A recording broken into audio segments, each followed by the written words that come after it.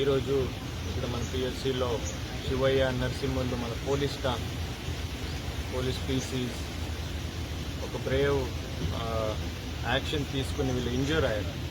నిన్న మీకు ఐడియా ఉంటుంది, హాజీపేట్ మండలంలో 17-year-old అమ్మాయి కీర్తన అని పేరు, ఒక అబ్బాయి చాలా ఘోరంగా నేరాలు చేశాడు, మర్డర్ చేశాడు.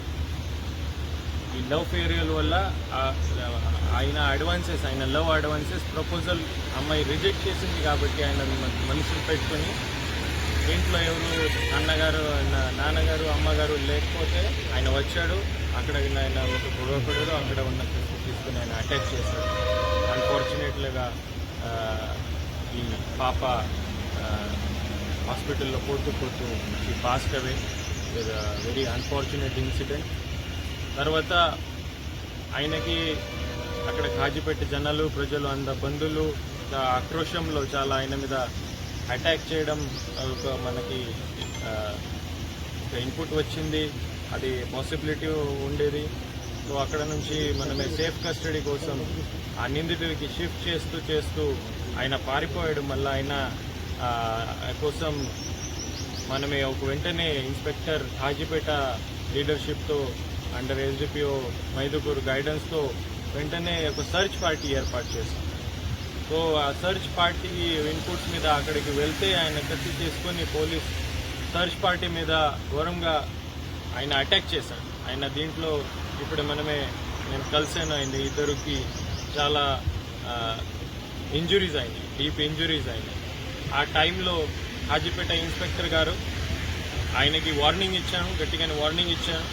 ఇది ఒక మర్డర్ చేసుకొని మళ్ళా పోలీస్ పార్టీ మీద కూడా ఆయన అటాక్ చేశాడు. ఆ సైకాలజీలో ఉన్నాడు, ఆ అటాకింగ్ మోడ్లో ఉన్నాడు. వార్నింగ్ ఇచ్చిన తర్వాత కూడా ఆయన ఏం వినలేదు, మళ్ళీ అటాక్ కంటిన్యూ చేశాడు.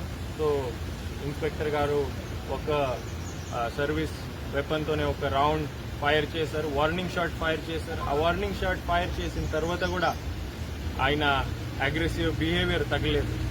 అయితే జస్ట్ టు స్టాప్ హిమ్, అది సెల్ఫ్ డిఫెన్స్ కోసం ఆయన మీద even below the belt 2 rounds fire చేయడం జరిగింది.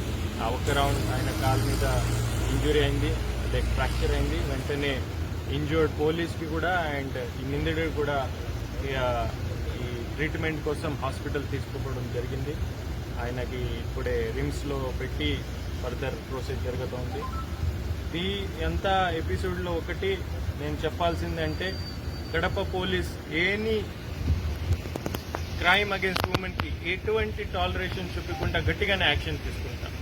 మన మీద ఎవరు తిరిగి పడితే కూడా, మన ప్రాణంకి కూడా ఎవరు అటాక్ చేస్తే కూడా అంతా కూడా మనమే దీనికి గట్టిగానే చేస్తాము. దీనికి పోలీస్ మీద అటాక్ చేస్తే కూడా బ్రేవ్లీ మనం ఫేస్ చేస్తాము. కానీ ప్రజల రక్షణ కోసం, ఉమెన్ సేఫ్టీ కోసం, మన మహిళల రక్షణ కోసం ఈ రౌడీ ఎలిమెంట్స్ మీద, క్రిమినల్ ఎలిమెంట్స్ మీద గట్టిగానే యాక్షన్ ఉంటుంది. ఎవరికి కూడా కడప పోలీస్ వదిలేయడం పాసిబిలిటీ లేదు. ఆయనకి కూడా ఇప్పుడే అరెస్ట్ చేసిన తర్వాత శిక్ష పడే వరకు మనం ఫాలో అప్ చేస్తాం. ఆయన మళ్ళీ ఎవరు ఆమె తరఫున చూసుకోకుండా ఇన్సూరిటీ మనం చేస్తాం. నేను కూడా ఆమె ఫ్యామిలీతో నేను మాట్లాడాను, వీళ్ళకి అంత అష్యూరెన్స్ ఇచ్చాను. కడప డిస్ట్రిక్ట్ అడ్మినిస్ట్రేషన్ తరఫున ఆఫీసర్స్ విజిట్ చేశారు, ఫ్యామిలీకి సపోర్ట్ చేస్తాము. Senior officers, home minister madam, incharge minister, honourable minister madam, honourable CM sir office నుంచి ఇన్స్ట్రక్షన్స్ వచ్చాయి. అంత ఫ్యామిలీ వెనకాలే all district administration, all police department గట్టిగానేమో ఏమి కూడా చిన్న కూడా వీళ్ళకి మళ్ళీ ఇబ్బంది లేకుండా చూసుకోవడానికి రెస్పాన్సిబిలిటీ మన మీద ఉంది. నేను మళ్ళీ ఒకసారి ఈ రౌడీ ఎలిమెంట్స్కి, క్రిమినల్ ఎలిమెంట్స్కి వార్న్ చేస్తున్నాము.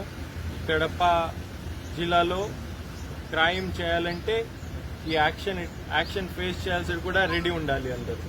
ఆ గట్టిగానే యాక్షన్ ఉంటుంది. మ్యాక్సిమం చట్ట ప్రకారం మ్యాక్సిమం పాసిబుల్ పనిష్మెంట్ వరకు మనమే తీసుకుపోతాం. ఈ మాత్రమే కడప పోలీస్ డిపార్ట్మెంట్ తరఫున మనం గ్యారంటీ ఇస్తాం. Thank you. సార్, ఈ అబ్బాయి ప్రమేయం ఒకటే ఉందా, ఇంకెవరైనా?